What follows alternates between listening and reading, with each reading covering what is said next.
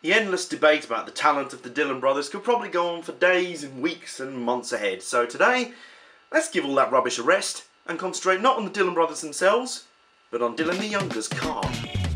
Yeah, it's on box. Yeah, that's about as much as you need to know about the box. There's no dents or scratches. And this thing got smashed to pieces. Zingy, that's a good word.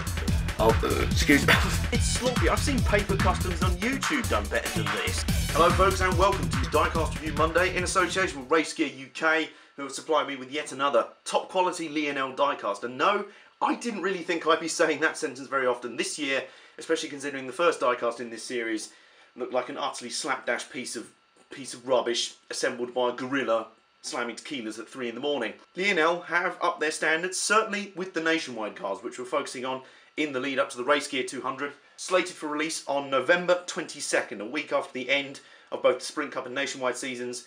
You'll be ready to see that right here on Team Bombersport. So we're covering the cars in the field for the Race Gear 200, the 11 car field as it stands, and let's take a look at one of the main contenders today. Now, as I said in the intro, the Dillon brothers, we can debate all day about their relative talents, but for what it's worth, here's what I think. They are good drivers, can we all shut up now? Seriously, I know their nephews are Richard Childress and bloody blah, and I know they're using Dale Earnhardt's 3 and bloody blah.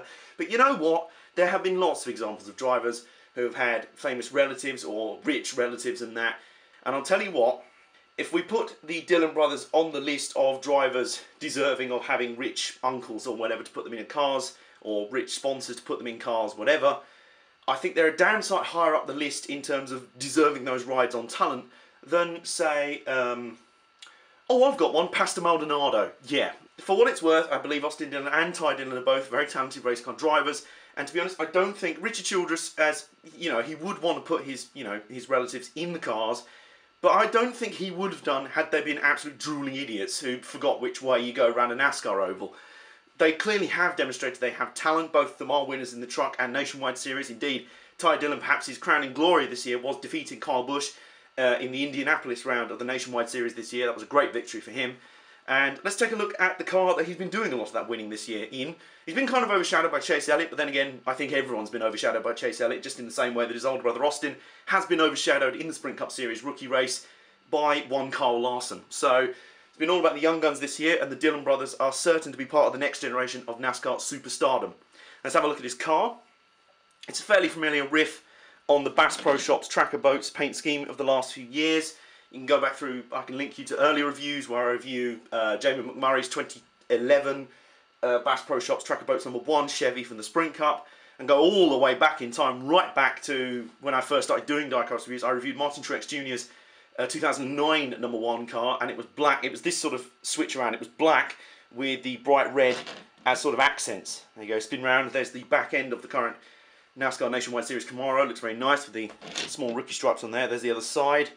Very nice profile, this car. It does look very good. It looks very, very good on the current Camaro, which you'd have to try and... It's kind of difficult to mess up the current Camaro. It is a badass looking car from the start anyway.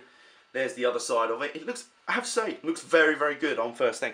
I personally like it reversed. I like it how it was on the Jamie McMurray car for a few years, where red was the primary colour and sort of black was sort of the accent, if you will. But this is one of those schemes that's been around in NASCAR for a long time. I know Bass Pro Shops also are a secondary sponsor, or a sponsor for a few races for Tony Stewart. Always looks good when he runs it on his car as well.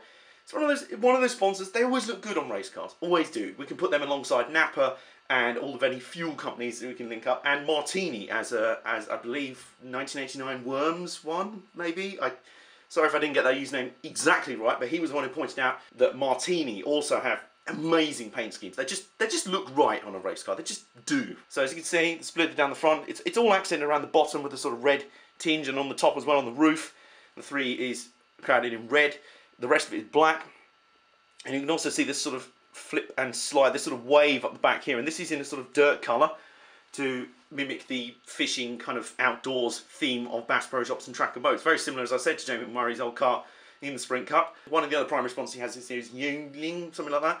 Obviously there's some sort of liquor, because it did come with a stupid alcoholic base, because as we all know, if a small child buys a NASCAR diecast and sees that alcoholic drinks exist and sponsor it, he will become a raging alkie by age 15. No, he doesn't, you arse hats. I thought we'd gotten past this by now. But anyway, simple fix. Literally all you do, take a little bit of pliers just to there on the base, just go snip, and then you spin, you sort of unscrew the two halves of the base out, and there you go. Your diecast is ready to use for stop motions or sign up series on Instagram, whatever you want to do.